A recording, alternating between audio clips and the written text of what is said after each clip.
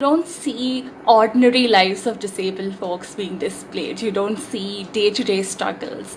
And one part is sexuality, is trying to have relationships and intimacy with people. About how your disability impacts your life? I have juvenile idiopathic arthritis. I got diagnosed with it when I was about 15, 16 years old. I also got diagnosed with heart disease when I was really small, rheumatic heart disease when I was about 6. And I also have a ton of other conditions like Ehlers-Danlos syndrome, something called POTS, and fibromyalgia. The one common thing in all of my conditions is pain.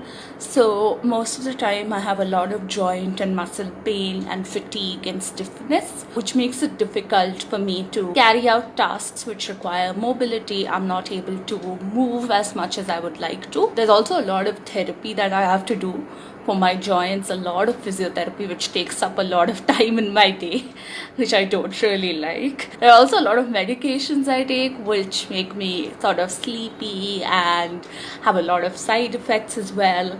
So all in all, it's quite a ride to be on because my body and my disability is very unpredictable. It changes from day to day when my pain levels fluctuate. So each day I wake up not knowing what the day is going to be like. It depends a lot on my pain level. So that has a huge impact on what I'm able to do and what I'm not able to do, which changes on a day-to-day basis, can be a little hard for other people as well as for me to keep track of sometimes. And what do you think of representations of disability in pop culture and the media? What do you think that more people need to understand about disability and sexuality? Most representations assume that disabled folks don't have a sexual side to them at all.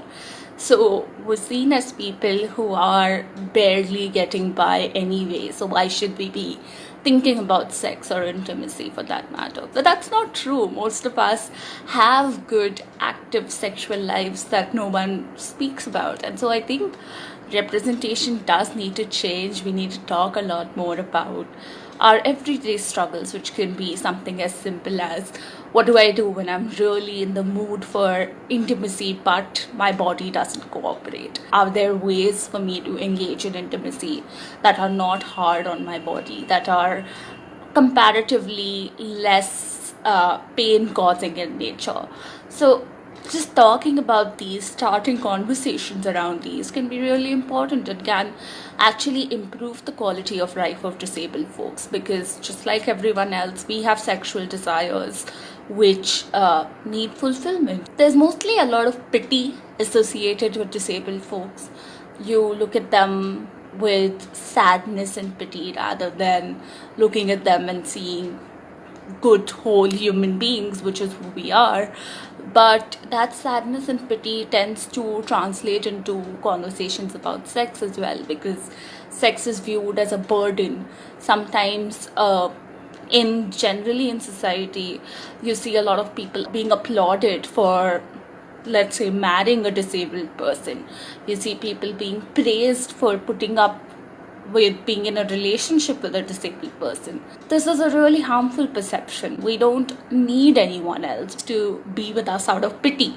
What we need is love and understanding, just like everyone else. And what we need is just to be with someone who's attracted to us, not to be with someone who is with us just out of sadness and pity. I don't think anyone wants that. We need to actually accept when we see able-bodied people with a disabled person, we need to stop applauding them for tolerating the disabled person. We need to actually look at ways in which we can support that relationship and help it grow, rather than thinking of it as a burden on the able-bodied person, because we don't want to be a burden on anyone. What was sex education like for you? And in what ways do you think that sexual and reproductive health and rights information and resources sometimes tend to exclude the experiences of people with disabilities? When we grew up, we really never had access to any sort of sex education, right? I mean,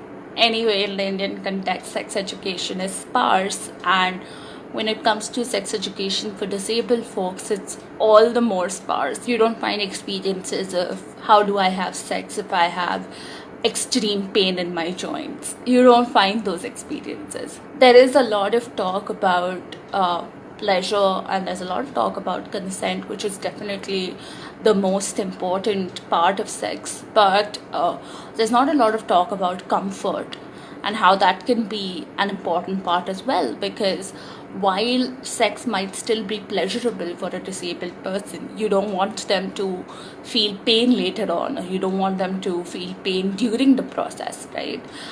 There were times when I was consensually involved in sex, but it would still be hard on my body because of the fact that my body wasn't used to that sort of movement, and because of the fact that I'm not a very mobile person anyway. So that by itself was hard on my body, and I didn't have the language to have conversations about it with my partners.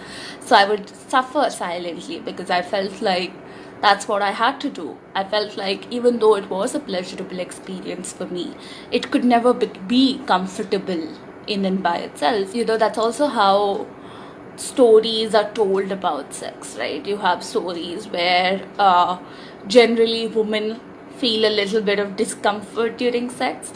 So I felt like that this discomfort that I was feeling owing to my disability was just an extension of that discomfort I was supposed to feel anyway. But like as you grow up, you also learn a lot of tricks and techniques to make sex more comfortable. But it would definitely be easier if you didn't have to do this by trial and error. Another thing which was severely lacking for us was the fact that no one really spoke to us about the sexual side of our disabilities at all. When we were given medicines, and we take a lot of medication owing to the fact that we have pain conditions, these medicines also lead to a lack of libido, and there's no one who talks about that. There's no one who talks about that as a problem. So there are all these feelings that you're supposed to feel, but you're not feeling them. So you feel like there's something wrong with you.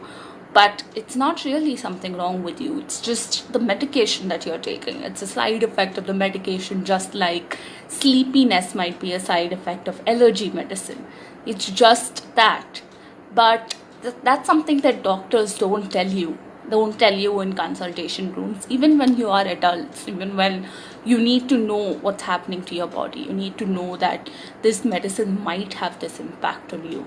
And then you get to think about whether you want to take that medicine, whether you want to look for alternatives and things like that. And till today, that side effect of medication isn't considered to be a major side effect. It's just considered to be something that you deal with and live with. We don't talk about how to have healthy sexual lives even when you are on such medication in the long term. How do your experiences of disability, gender, and sexuality intersect and inform each other? So let me start first with gender and sexuality and how they sort of tie in with disability.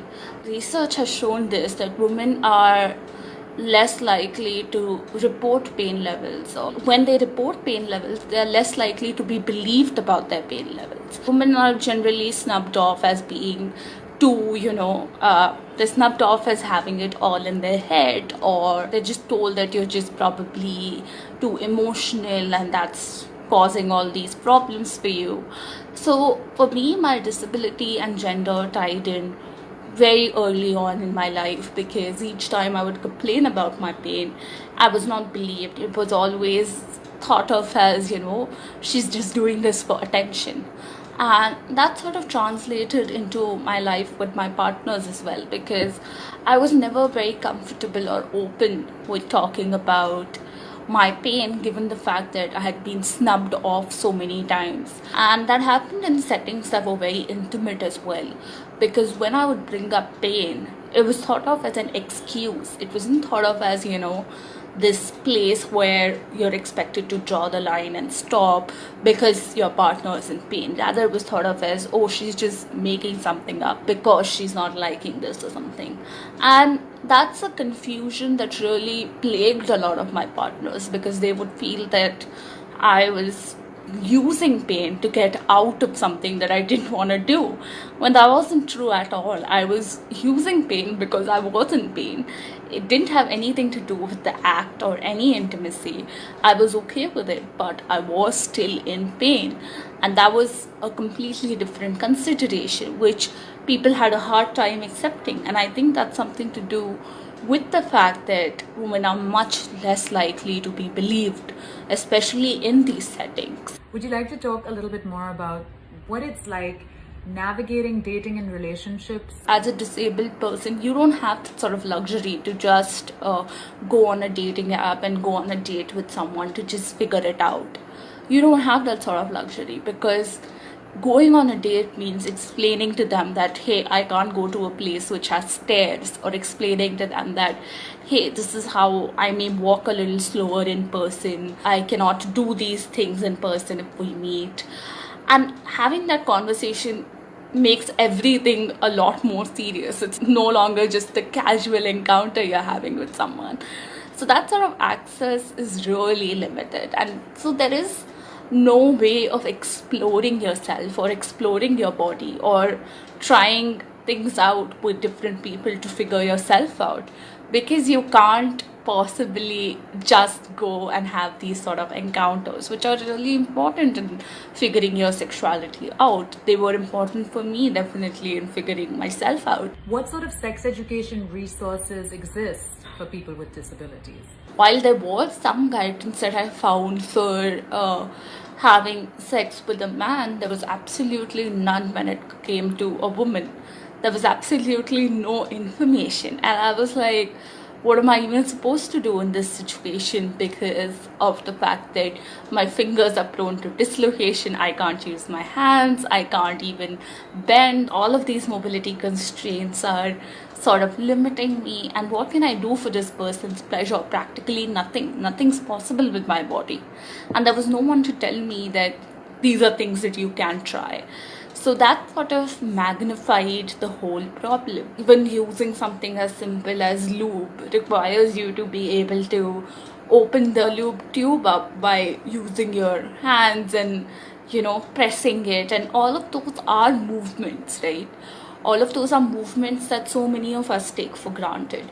Similarly, opening a condom packet and putting it on someone is really hard also.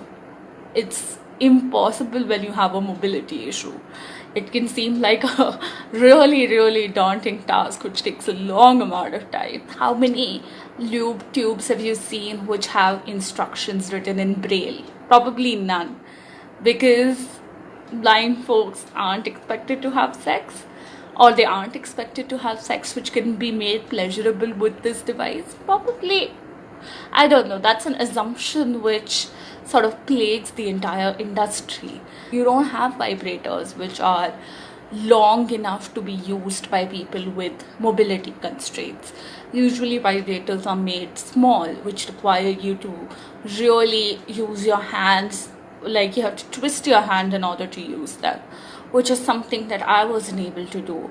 And so what was I supposed to do? Nothing. I had a vibrator. There was no way to use it for a really long time. And I haven't successfully found a solution to it yet. So there are a lot of things which impede our pleasure. And there are ways that people come up with, like people come up with vibrators with grips so you can hold them. There are people who have come up with much longer vibrators which people can use, especially if they are paralyzed or can't bend. Then they can use vibrators which have long stands to hold them. They're still inaccessible to us. They're still really expensive. They're still not produced in India. There's still devices which are not produced in consultation with disabled folks, which is why they don't apply to many disabilities. I certainly hope that sexual wellness brands are listening, because we sure need to do more to ensure that products like lube and condoms and sex toys are accessible to all. Because there's this sort of inherent ableism still in the way that most products and spaces are conceptualized. I mean, even public spaces for that matter. That's where the problem starts, right? Because we don't imagine disabled folks as being capable of having pleasure. And that's right at the beginning. That's in everything, not just when it comes to sex and intimacy, even when it comes to something as simple as going out, having fun with your friends. That's something we don't imagine disabled folks doing or wanting to do or being capable of doing. I mean, that's why so many places are inaccessible, because you never imagine that a disabled person would want to come here. You don't imagine that a disabled person would want to sit at a bar and have a drink. You don't imagine that.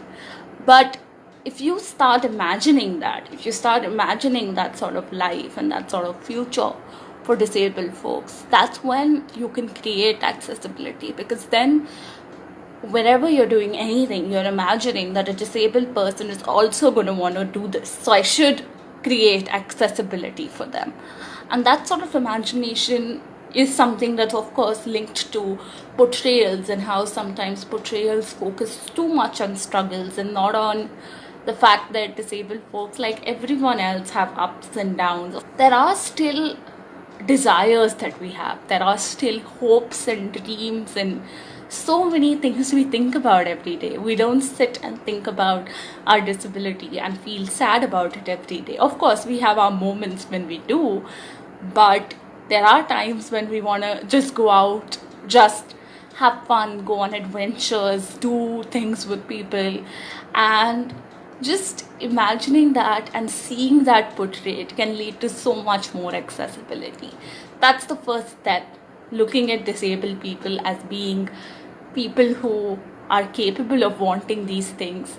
And that's the first step to actually convincing people to innovate so that we can have them as well.